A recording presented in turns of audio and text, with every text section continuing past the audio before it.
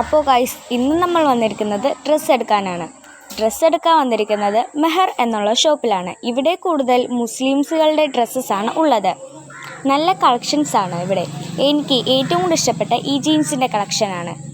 പിന്നെ കഫ്താനുകളും ഇവിടെ കൂടുതലുണ്ട്. എനിക്ക് ഈ കഫ്താൻ ഭയങ്കരമായിട്ട് ഇഷ്ടപ്പെട്ടു. പക്ഷേ എന്നെക്കാട്ടും വലുതായതുകൊണ്ട് ഞാൻ മേടിച്ചില്ല.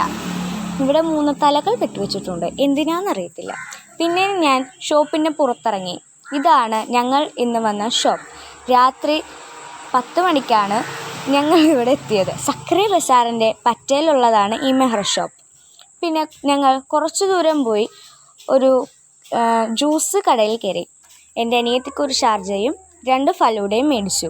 പിന്നെ ഞങ്ങൾ മീൻ മേടിക്കാൻ ഇറങ്ങി. ഞാൻ കാണാത്ത കുറേ മീനുകൾ ഇവിടെ ഉണ്ടായിരുന്നു.